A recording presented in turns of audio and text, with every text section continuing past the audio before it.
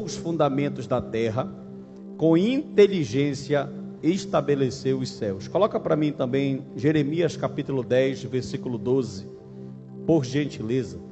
Jeremias, tá vendo como o Jonathan está ficando fera?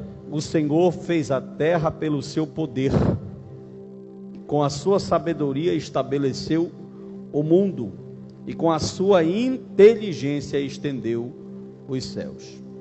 Queridos, o atributo sabedoria, ele faz parte dos atributos que nós chamamos de atributos comunicáveis de Deus. Os atributos comunicáveis e os atributos incomunicáveis, qual a diferença? Os incomunicáveis são atributos que Deus tem e Ele não compartilha com a sua criação. E todos os que nós falamos até agora foram incomunicáveis. Onipotência, onisciência, transcendência, eternidade, todos os atributos que falamos até agora são atributos incomunicáveis. Só Deus possui e Ele não compartilha isso com nenhuma das suas criações. Quando eu falo Deus, eu falo Deus Pai, Deus Filho e Deus Espírito Santo. Mas os atributos incomunicáveis, ou melhor, os atributos comunicáveis, são atributos que Deus possui, mas que Ele compartilhou com a sua criação. Então, é claro que não é do mesmo tamanho, na mesma intensidade que Deus tem, sabedoria que nós vamos ter, mas nós possuímos sim um pouco de sabedoria. Por exemplo, você consegue ter sabedoria, você consegue ter inteligência, você consegue amar, você consegue ter um senso de justiça, tudo isso você consegue. Ou seja, Deus compartilhou esses atributos com a gente. Era para você ter dado glória a Deus, mas tudo bem. Amém. Sabedoria, irmão, é a capacidade, segundo o doutor A.W. Tozer, sabedoria é a capacidade de atingir os mais perfeitos fins é a capacidade de atingir os mais perfeitos fins pelos meios mais corretos, segundo o doutor A.W. Tozer. E ele vai dizer o seguinte: tanto os meios quanto os fins, eles devem ser dignos de Deus. Bom, Deus é sábio, por quê? Primeiro, Deus é sábio porque, repita comigo, porque Ele é Deus. Diga, porque Ele é Deus. E esses atributos, sabedoria e bondade, todo mundo vai ter que concordar que eles fazem parte de Deus. E, por exemplo, todos os outros atributos, quando Deus age através deles, com eternidade, com onipotência, com onisciência, eles estão baseados na sua sabedoria. Porque Deus nunca tomou uma decisão errada? Porque Deus nunca se arrependeu de uma decisão? Porque tudo aquilo que Ele faz, seus decretos, suas ordens, sejam boas ou mais aos nossos olhos, elas são baseadas na sua inteligência e na sua sabedoria, ou seja, nos atributos de sabedoria de Deus. A gente precisa entender outra coisa, que sabedoria e bondade de Deus não é um palpite. Quando nós falamos que Deus é sábio, a gente não palpita sobre isso, nós falamos com convicção. Por quê? Tudo está aí para mostrar. Por exemplo, só que quando nós falamos que Deus é bom, repita comigo, Deus é bom e Deus é sábio, vão nascer indagações do tipo, olhe para mim aqui, vão nascer perguntas. Se Deus é bom, por que existe a AIDS? Se Deus é bom, por que existem doenças que não têm cura? Se Deus é bom, por que 6 milhões de judeus morreram no Holocausto? Se Deus é bom, por que já passamos por 2 guerras mundiais? Se Deus é bom, por que existem tantos males no nosso meio? Se Deus é um Deus bom e sábio ao mesmo tempo. São perguntas que, por exemplo, essas perguntas que eu acabei de falar para vocês, são perguntas, pode preparar para mim o texto de Romanos capítulo 8, versículo 19, que sempre nasce na mente de ateus. Pessoas que não acreditam a Deus, que não têm fidelidade na fé em Deus, elas vão dizer que Deus não existe por causa disso, que elas não conseguem entender a situação de como o mal existe. Para falar de mal, é um pouco complicado e a gente teria que fazer uma conferência só para falar sobre o mal, porque existem muitas vertentes para falar sobre isso. Por exemplo, existem uns irmãos nossos na fé que acreditam que o mal foi criado pelo próprio Deus. Eu não partilho dessa ideia, tá, irmão? Existem muitos teólogos respeitados e muitos pregadores respeitados que entendem que Deus é o criador do mal. Eu não entendo dessa forma, eu não partilho desse pensamento teológico, que Deus é o criador do mal moral.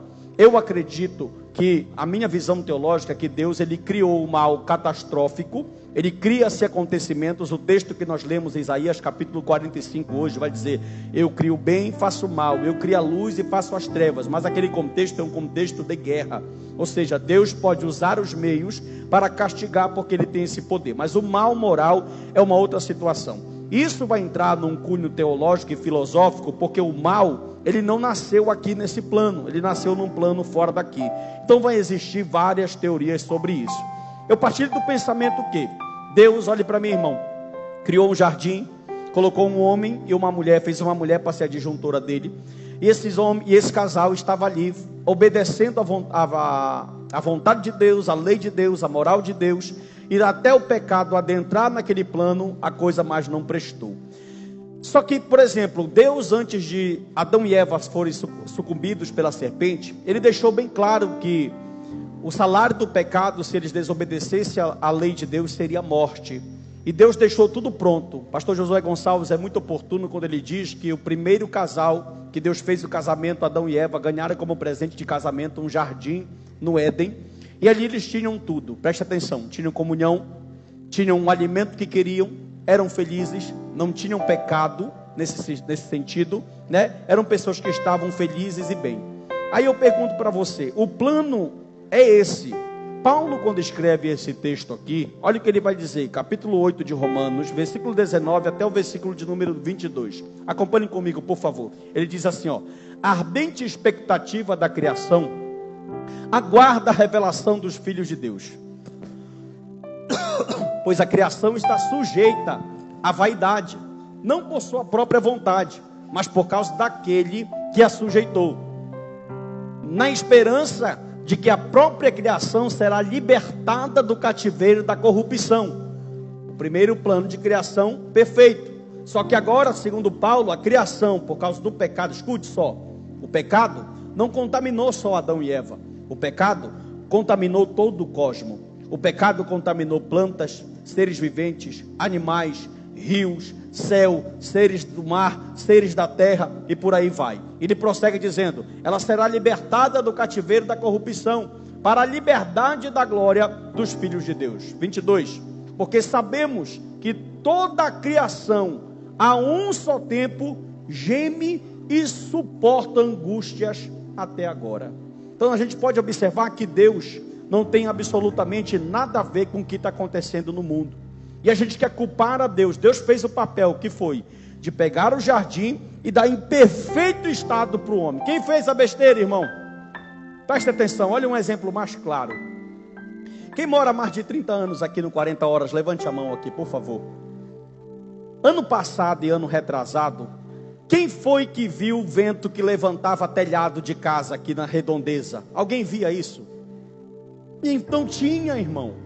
Eu moro há 8 anos aqui, 8 não, eu estou desde 2008 aqui, não tinha isso. E por que isso está acontecendo? Simples, porque os grandes supermercados estão comprando as áreas verdes e desmatando. E como eles estão mexendo na natureza que é perfeita, que Deus deixou funcionando e que Ele opera, nós temos as consequências. Para quê, pastor? Simplesmente por causa do egoísmo, que querem fazer mais mansões, mais piscinas, querem viajar mais ao mundo, e por causa do egoísmo desse homem, muitos vão sofrer. Mesma coisa, você anda no sul do Pará, para quem conhece o sul do Pará, é a região de Paraopebas, Serra Pelada e por aí vai, você vai observar que lá, a Vale do Rio Doce chegou e colocou as grandes mineradoras. E hoje a cidade já está tendo reflexo da mesma coisa que está acontecendo aqui. Porque o homem mexe por seu bel prazer e angústia. E o que está acontecendo aí? As consequências são terríveis. Escute, Deus sábio. Tudo que Deus faz, Ele não pode errar porque Ele já conhece o fim. Segure. Por favor, deixa eu te explicar isso aqui. Quando Deus faz um projeto, Ele não vai pensar: eu vou fazer assim, eu vou estudar, eu vou arquitetar. Ele já faz um projeto sabendo que aquele projeto vai dar certo. Por isso que você vai dar certo, porque você foi feito por Deus. Aí você gosta, né? E quando Ele faz esse projeto, não tem como dar errado. Pergunte: por quê, pastor? Porque Deus não faz projeto pensando assim: será que vai dar certo? Deus não arquiteta nada, dizendo assim, será que isso aqui vai dar? Nós somos assim, ó. Quando nós fazemos um projeto, e todos nós temos projeto, baseado na nossa sabedoria que Deus compartilhou conosco, o nosso projeto pode dar certo ou pode dar errado. Sim ou não? Tanto que quando a gente tenta uma vez, não deu certo, a gente faz o quê? Vou mudar de tática, vou tentar por aqui, não deu certo. Vou tentar por aqui, não deu certo, vou tentar. Só que essa possibilidade não existe para Deus. Se fosse você, eu glorificava o nome do Senhor. Isso nos dá segurança. Pergunte por quê, pastor? Porque quando Deus idealiza um projeto, por exemplo, projeto da redenção, não tem como dar errado. Aleluia.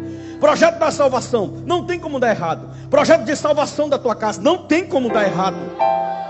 Por quê? Porque foi projetado pelo próprio Deus. Escute isso aqui que eu vou falar, isso aqui é muito interessante. Você já notou que nenhuma vez, tanto em Mateus, como Marcos, como Lucas e como João, Jesus Cristo de Nazaré nunca se desculpou? Como assim, pastor? Irmão, ajuda, pelo amor de Deus. Como assim, pastor? Não teve um dia que Cristo chegou com os discípulos e disse assim, olha, peço desculpa por ontem que eu falei uma palavra fora do lugar. Peço desculpa por vocês porque ontem o sermão... Nunca ele pediu desculpa. Pergunte por quê? Porque ele era a própria sabedoria, o próprio... Não, calma. Ele era o próprio atributo encarnado. Por isso que Cristo, toda vez ele falava, em verdade vos digo, eu digo isso. E ele afirmava, ele não pede desculpa, ele não vai chegar, ele nunca vai se desculpar, porque ele era a sabedoria como? A própria sabedoria encarnada. E quando ele fazia, escute, quando ele falava, dizia, na primeira vez, aleluia, ele era Deus, ele era a própria sabedoria encarnada. Irmão, eu fico pensando, que privilégio os crentes que ouviram Jesus pregar tiveram. Por exemplo, já passaram grandes homens pela história da humanidade, grandes pregadores. Vou citar alguns aqui rapidamente. John Wesley, grande pregador. George Whitefield, um grande homem de Deus. Charles Spurgeon, meu Deus do céu. O próprio Dr. Billy Graham, considerado o maior evangelista do século. Homens que foram instrumentos poderosíssimos na mão de Deus e que Deus usou de uma forma grandiosa. Mas você já imaginou esses homens vendo a própria Bíblia pregar para eles? Como assim, pastor? Lucas capítulo de número 4, o Senhor Jesus entra numa sinagoga, e ele vai dizer assim, ele manda o jovem pegar um rolo, ele lê um trecho do profeta Isaías, ele diz assim, hoje está se cumprindo esse texto na frente de vocês. Por quê? Porque ele era a própria sabedoria. Agora preste atenção, quando a Bíblia fala de sabedoria, escute isso aqui, você não vai encontrar, a sabedoria que fala na Bíblia, ela é diferente da sabedoria do mundo. E a gente precisa fazer uma diferenciação, uma diferença entre sabedoria, repita, sabedoria e inteligência. Porque tem pessoas que são inteligentes, têm informação, têm conteúdo, mas não são sábios. São inteligentes porque têm informação, mas tomam decisões totalmente errôneas porque não são sábios. Então a gente precisa entender o que é sabedoria e o que é inteligência. E quando a Bíblia fala de sabedoria, essa sabedoria que a Bíblia fala tem uma conotação moral. Repita comigo, moral. Ou seja, toda vez que a Bíblia fala de sabedoria, ela está falando de uma sabedoria sublime, santa e repleta de amor, provavelmente para ser usada para o próximo. Todas as vezes que aparece na Bíblia uma sabedoria com sagacidade, com astúcia, ela está se referindo a um homem mau ou ao próprio Satanás. Nenhuma vez você vai ver sagacidade e astúcia, sabedoria em um homem bom, em um anjo bom, em Deus. Então a sabedoria que a Bíblia vai mostrar, a ideia de sabedoria que a Bíblia vai mostrar, é uma sabedoria moral, é uma sabedoria que vai trazer paz, pacificação, santidade, moral. Não é aquela sabedoria para me passar os outros para trás. Olha como nós somos maus, irmãos. Deus nos adorna com um atributo, Deus nos dá um pouco do que é seu. Já imaginou? Quando você vai estudar sobre antropologia cristã, você vai observar, e os teólogos vão dizer que o homem, repita, o homem, ele é a coroa da criação de Deus. Pergunte por quê? Porque nenhum de Deus, o conhecimento, a inteligência, e usasse isso, a África não tinha nenhuma pessoa com fome. Não tinha. O problema de saneamento básico do planeta estava resolvido. A sociedade estaria muito melhor com a repartição desses bens. Mas é um egoísmo muito grande. É uma sabedoria, irmão, O doutor Jim Swagger, que é o autor da Bíblia do Expositor, quando você pega aquela Bíblia, logo no começo, nas primeiras páginas no Gênesis, que é uma Bíblia comentada versículo por versículo, ele vai falar uma coisa muito, muito interessante. Pergunte o quê? Dr. Jim Swagger, ele é erudito de grego e de hebraico, e ele vai dizer que Deus, se Adão não morresse, ele disse assim, já pensou um Hitler eterno? Deus, ele limitou o homem, porque o homem tem uma natureza pecaminosa. Imagine você, ontem eu até comentei, não sei se foi com a minha esposa ou com algumas pessoas, olhe para mim aqui, isso aqui é interessante. O nosso vigor vai até os 30 anos, de 30 para lá já começa a aparecer as dores. Quando chega em 40 já começa a lidar com as doenças. Sabe por quê, irmão? Porque se Deus nos deixa com 70 anos, com vigor de 20, a gente ia fazer muita burrada. Então quer que eu te diga mais? Uma pessoa, olha como Deus é. Quando uma pessoa chega na maturidade da vida, que ela já consegue, a irmã Silvia Letícia, enxergar as coisas de modo diferente, ela já está com os ossos enfraquecidos, os órgãos já estão enfraquecidos, o vigor já não é mais o mesmo, ela já começa a visualizar o mundo de uma forma totalmente. Quando você vê um idoso, por exemplo, eu fico observando nossa irmã Florene e algumas irmãs que são mais idosas aqui na nossa congregação, quando a gente compartilha alguma coisa, a gente vê que a vivência, que a experiência de vida, que a sabedoria que o tempo traz, é uma coisa que nós vamos adquirir, não em livros e em faculdades, mas vivendo todo santo dia. Agora preste atenção nisso aqui que eu vou falar para você. Deus é infinitamente sábio. Não temos de nos preocupar. Irmão, preste atenção. Toda decisão, todo plano, se eu não dar glória nessa, está estreito para mim. Toda decisão, todo plano, todo projeto, tudo aquilo que Deus idealizou, Ele sabe exatamente como vai acabar. Já pensou, oh, glória, não irmão, dá glória, pelo amor de Deus. Já pensou você ser tão sábio? Eu acho lindo essa passagem de Provérbios, que Salomão disse assim, ó, ele sentou a sabedoria no banco e disse assim, vem cá sabedoria, deixa eu te ensinar. Meu Deus, irmão, aleluia, amém ou não amém? Preste atenção, olha só, Deus, nós vimos uma sabedoria de Deus em tudo. Por quê? Porque Deus pensa em termos de eternidade. Aleluia. É por isso que vale a pena, escute, irmão, essa mensagem vai falar contigo tremendamente. É por isso que vale a pena eu deixar de confrontar a sabedoria de Deus com a minha sabedoria. Você não entendeu ainda? Vai entender mais na frente.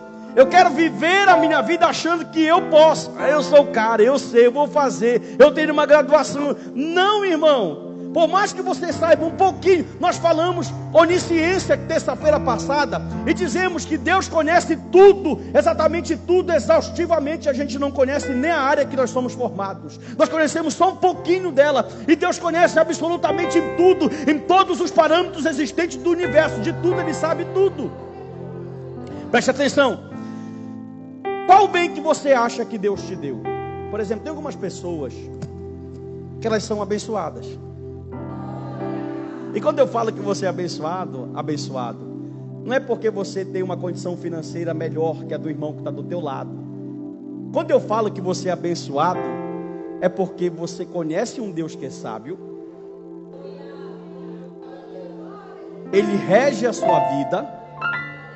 E vou falar mais, Ele ainda partilhou com você um tiquito, aleluia, desse atributo chamado que? Sabedoria. Esse é um atributo comunicável que Deus compartilhou com você. Escute, irmão, preste atenção. Talvez você não perceba, mas Deus compartilhou com você, de você poder compartilhar a eternidade, porque o Evangelho fala de eternidade. E Deus compartilhou com você. Deus te deu privilégio. Deus te deu, meu Deus do céu, Deus te deu o privilégio de você compartilhar. Ele permite que você compartilhe a eternidade dele. Por isso que Paulo fala em Corinto, eu entendi esse texto ontem, que nós, vasos de barro, carregamos tesouros. Tudo vaso de barro. Todo mundo aqui, ó, fraco, pequeno, que não pode dizer, que não pode fazer, que não pode acrescentar, que não pode tirar. Mas dentro de nós tem um tesouro, aleluia. Oh, glória. Isso, irmão, te alegra, isso é para se alegrar. Existe um tesouro dentro, já pensou? Deixa eu te falar uma coisa, por exemplo, e outra coisa, não interessa qual é o nível, Mas você se aproxima de uma família que está passando por um processo de casamento, ou de vida financeira, ou de vida espiritual, e pelo tesouro que tem dentro de você, você compartilhar aquilo com a pessoa, e quando você vê aquela pessoa, aleluia, está dizendo, é verdade, irmão, eu vou mudar, vou fazer aqui, vou fazer assim. Ei, esse texto mexe comigo, preste atenção aqui para mim.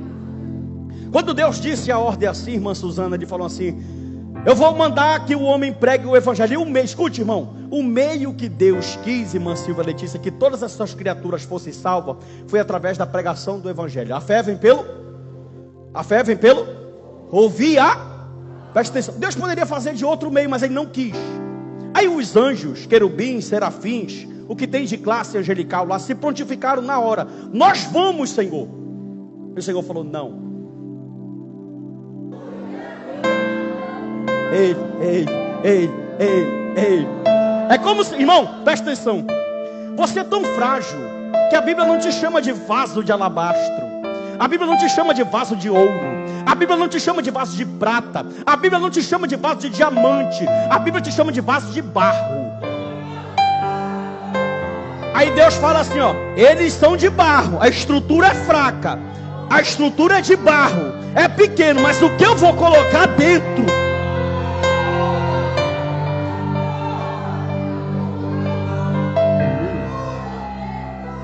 Aleluia. Quando tu tiver deprê, ansioso, querendo entrar em depressão, diga, meu Deus, eu sou fraco, eu sou de barro, mas o que tem dentro de mim é a eternidade. Escute, eu tenho algo para falar para você aqui. A sabedoria de Deus revelada. Quando Deus quer fazer obras, isso aqui eu achei lindo, isso aqui. As maiores obras que Deus fez foi em oculto. Como assim, pastor?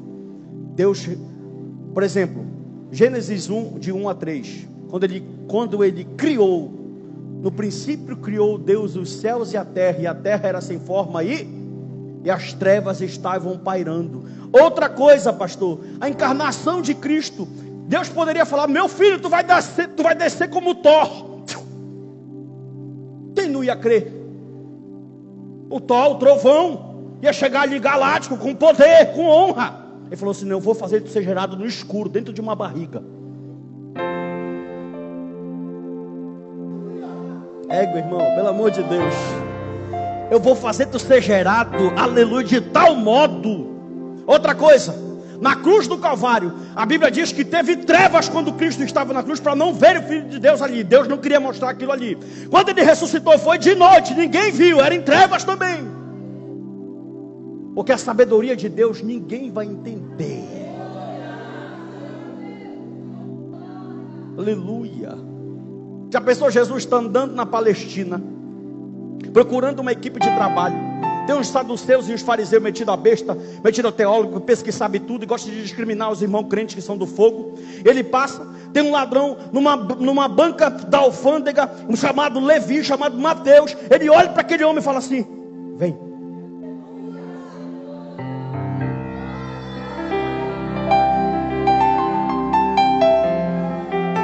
Quer ver uma coisa? Olhe para mim. Aleluia. Quando Deus fala vem, o Espírito Santo que faz a regeneração vem aqui dentro e começa pá, pá, pá. Aí vem aqui na mente pá, pá, pá. Quando vê o homem, larga a caneta, larga o papel, larga e começa a andar. Porque a sabedoria dele é eterna.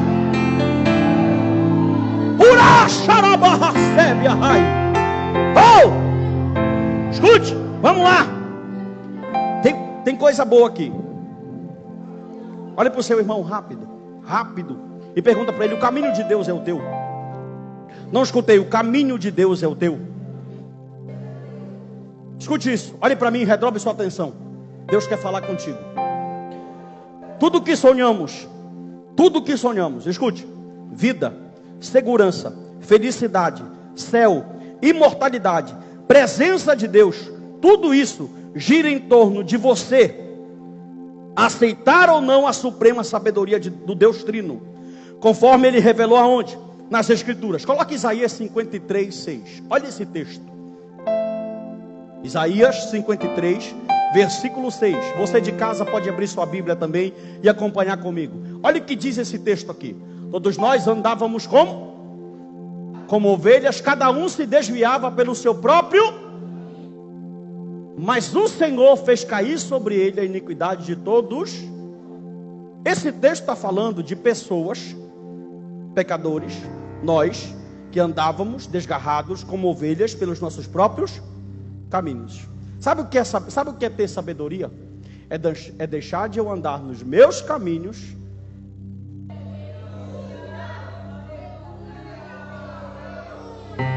Aí é muita coincidência que o judeu nazareno aparece na Galileia e fala assim: eu sou o caminho, eu sou a verdade. Escute, calma, vamos lá, olha isso aqui. Vejamos uns exemplos. Beleza, briga de sabedoria. O que devemos fazer? Preste atenção nisso aqui. A moça quer casar. Tem alguma moça que quer casar aqui? Eita Jesus. Dá glória, irmão, pelo amor de Deus. Preste atenção. Geralmente o rapaz ou a mulher, a moça, quando está enamorada, apaixonado por alguém, a menina ela está querendo casar. Ela não sabe que Deus está dando livramento, mas ela quer se meter no casamento. Presta atenção que isso aqui é muito sério. O apóstolo Paulo falou: é melhor casar do que se abrasar. Se você não consegue segurar sua carne e não tem dom de celibato, case. Essa é a ordenança bíblica. Mas se você consegue ficar sozinho, siga o mandamento bíblico e fique sozinho. É isso que a Bíblia ensina. Amém, irmão? Para que você possa fugir de adultério, de prostituição, de fornicação e dessas coisas. Presta atenção para cá. Aí a moça, ela vai fazer o seguinte: briga de sabedoria. O que é que a gente vai fazer? Ela coloca para mim 2 Coríntios, capítulo de número 6, verso 14. Ela fica apaixonada pelo rapaz e ela fala assim: eu quero casar com esse rapaz. Mas não é o crente, aquele que ora, que anda com aquela calça, a sandalinha havaiana, que vem com a Bíblia, que não falta. Não, é o bombado, cabelo de manga chupado da academia. É esse. Porque o que atrai a mulher vai ser o quê? O olho. Irmão, a pior coisa que tem é você não ter sabedoria. Preste atenção nisso aqui. Olha como isso aqui é sério. Por que briga de caminho? Olha a consequência de você andar nos seus caminhos e olha a consequência de você andar no caminho de Deus. Preste atenção aqui, ó. Não se ponham em julgo desigual com os descrentes, pois que sociedade pode haver entre justiça e iniquidade? Ou que comunhão existe? Ela chega com o pastor e fala: pastor, eu quero casar com esse rapaz. Aí o pastor lê esse texto para ela e fala: minha filha, isso é julgo desigual. Mas ela fala assim: não, pastor, isso é muito preço para me pagar, não vou pagar. Desobedece a Bíblia, desobedece a sabedoria de Deus, desobedece a sabedoria do pastor e casa. Com 5 anos ela está com 3 filhos, o marido deixou dela e ela voltou para o mesmo pastor. Não foi aqui o caso, é só um exemplo, tá? E ela voltou para o mesmo pastor. Sabe o que é isso aqui? Quando eu coloco a minha sabedoria e resisto à sabedoria de Deus, às Escrituras, eu estou dizendo: Deus, eu sei mais do que tu. Não é esse negócio não: pastor quer mandar na minha vida, vai nessa. Por isso que tem muito jovem aí que está todo quebrado, meu irmão. Viu? Pastor não manda em mim, eu faço o que quero. Então vai procurar outra igreja mesmo. Aqui tem pastor e tem cajado. Escute uma coisa que eu vou falar para você. Se ela tivesse ouvido a sabedoria daquele que sabe tudo, daquele que já vê o fim, procurado o marido crente, temente a Deus, estava na casa do Senhor, ela, o marido e os... Agora ela vai ter que recomeçar sozinha, porque o marido deixou com 3 filhos. Porque toda vez que eu pegar a minha sabedoria e colocar ela na frente de Deus, eu vou quebrar a minha cara lá na frente. Você pode dar um glória a Deus, irmão?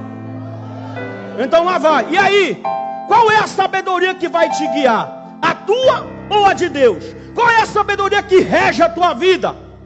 A sua limitada, errante, que falha, ou a de Deus, que não erra, que conhece o futuro, que sabe tudo? Escute, inúmeras pessoas estão com a vida destruída porque simplesmente rejeitaram a sabedoria de Deus e disseram: Deus, fica aqui, quem está sentado na cadeira sou eu. Jesus, como eu gosto dessa parte. Quem está sentado na cadeira sou eu que mando, eu que sou o cara, eu que sei. Aí Deus fala: é? Tá bom, vai lá. E deixa. Aí vai. fica com a vida toda desconcertada, quebra, se enche de dívida, casamento destruído, vida espiritual fracassada, e apanha, e acha ele culpar o diabo, e acha ele culpar o pastor, é o pastor, e acha ele culpar o demônio, é o demônio, não é. O problema é que você está sentado numa cadeira que não é sua.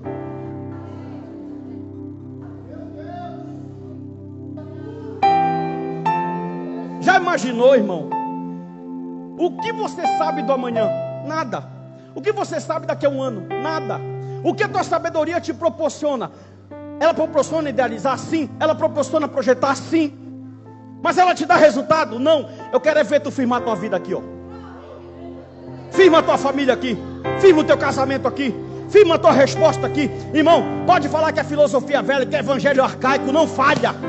Quem coloca a vida baseada no livro prospera, segue, anda. Quer ver uma coisa? Nós somos essa jovem. A gente lê na Bíblia que não pode e faz.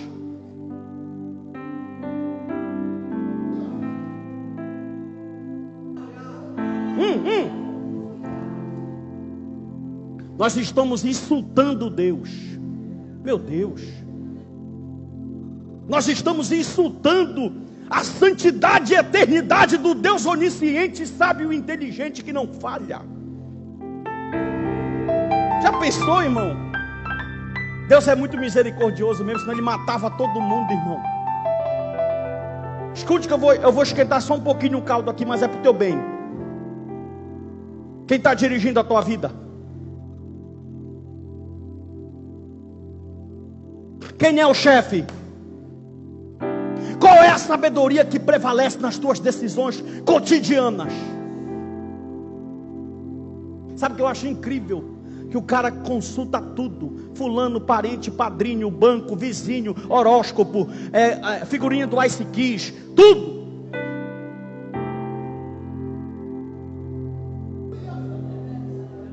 Mas não consulta Deus.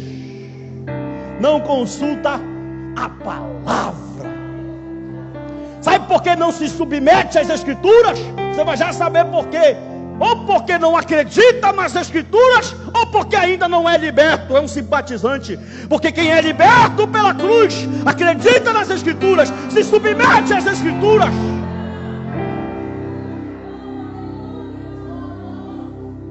Quer ver uma coisa? Olha aí, ó. Presta atenção.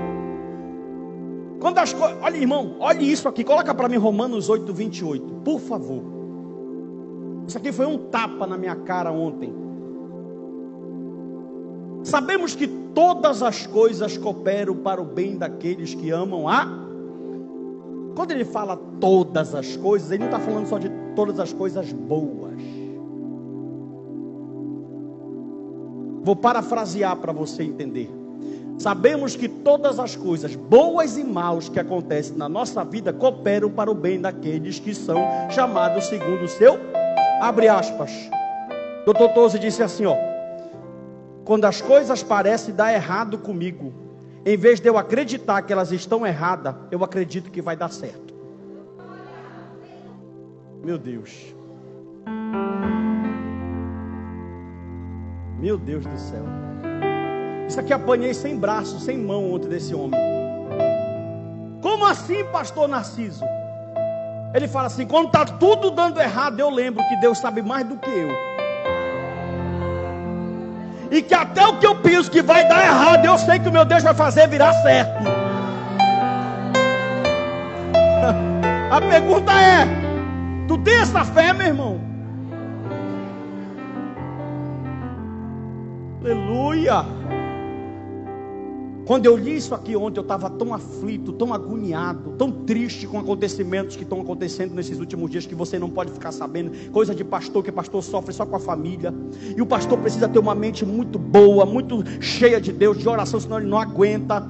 E o Senhor vem acalentando, dizendo: olha, tudo que está acontecendo na tua vida, seja de bom ou de mal, vai contribuir, vai ser bom, vai para servir para um propósito, vai cooperar para algo. Ei, Narciso, tu não vê lá na frente. Ei, Paulo, tu não vê lá na frente. Ei, Rafael, tu não vê lá na frente. Ei, Adriana, tu não vê lá na frente. Ei, Sandra, tu não vê. Ei, Francinei, tu não vê. Mas eu vejo. Eu, Senhor, que sei tudo, vejo.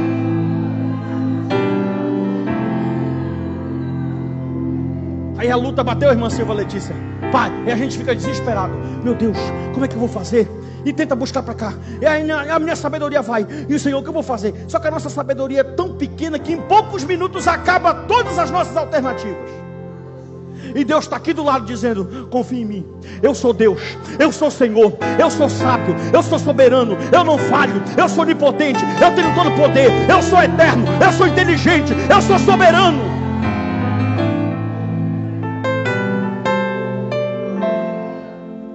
O que é que tem que fazer, pastor? Senhor, está dando errado, então deixa dar errado. Oh, glória. Atrasou o cartão, deixa atrasar. Fala, Jesus. Atrasou, deixa atrasar. Uma coisa que você não pode fazer é ser infiel com o Senhor. Para de estar tapando buraco e procurando mais problema. Seja inteligente. Amém ou não amém? Lá vai, escute. Como cristãos devemos escolher? Escute. A gente precisa entender se a gente vai confiar em Deus ou na nossa sabedoria. Se nós vamos insistir nos nossos planos e ambições que são errantes e falíveis, ou se a gente vai confiar em um Deus que pode todas as coisas. Deixa eu te perguntar uma coisa: até quando você vai ficar apanhando? Até quando você vai demonstrar que não acredita? Até quando nós vamos ficar insultando a Deus com a nossa pequena fé? Me prova, pastor, uma coisa. Provo. Irmão, a Bíblia está cheia de história, de exércitos que não podiam ganhar, de reis que não podiam ganhar, de pessoas que estavam em covas, de pessoas que ficaram em cisternas, de pessoas que enfrentaram leões, de pessoas que enfrentaram o sobrenatural. Está repleta de história de fé, e a gente lê, mas não consegue ter essa fé.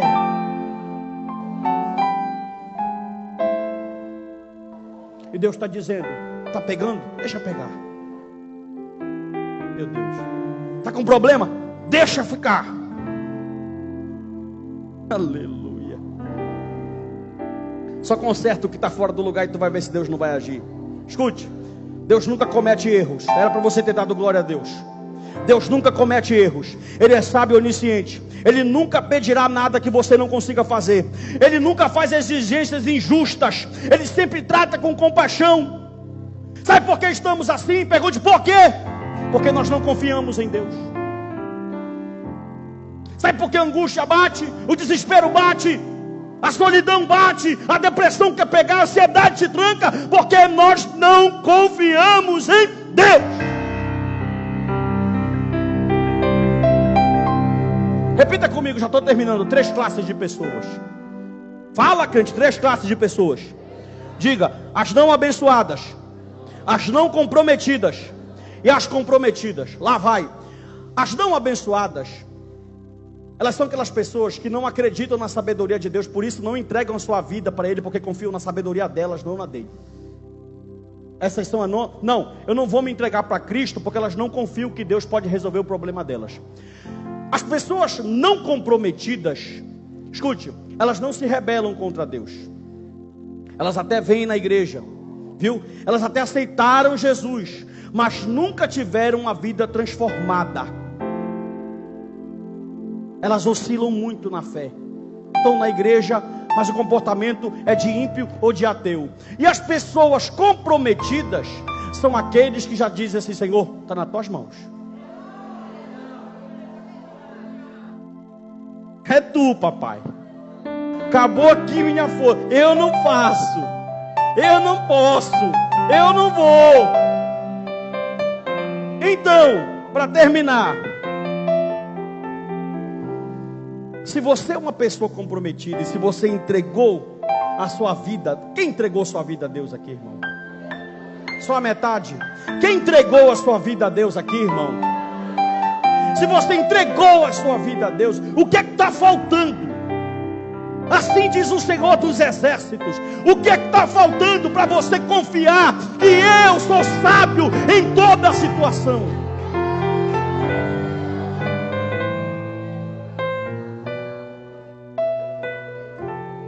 Tome uma atitude na sua vida hoje. Não desanime. Se ficar difícil, não reclame. Se apertar, não murmura. Se faltar, dá glória.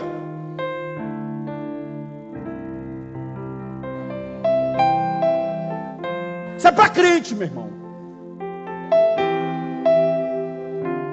Porque quando está estreito, a primeira coisa que a gente faz é reclamar, é querer colocar Deus na parede, é dizer não, é murmurar, é ficar triste. E Deus está dizendo: eu já vi o fim da tua história.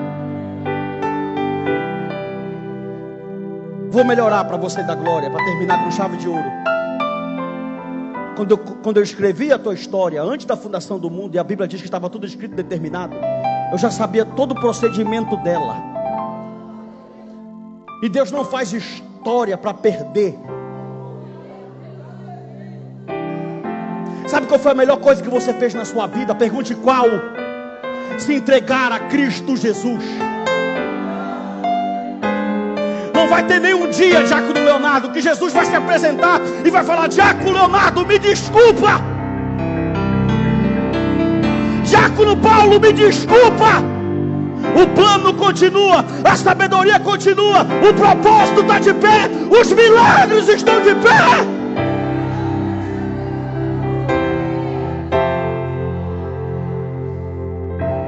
Ele é sábio.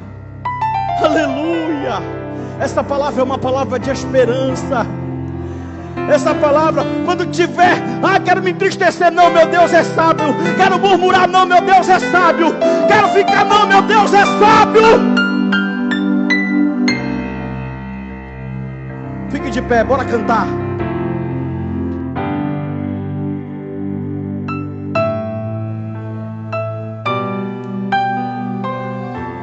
Pode encerrar nossa live aqui. Deus te abençoe. Aleluia. Aleluia. Tu és o Deus.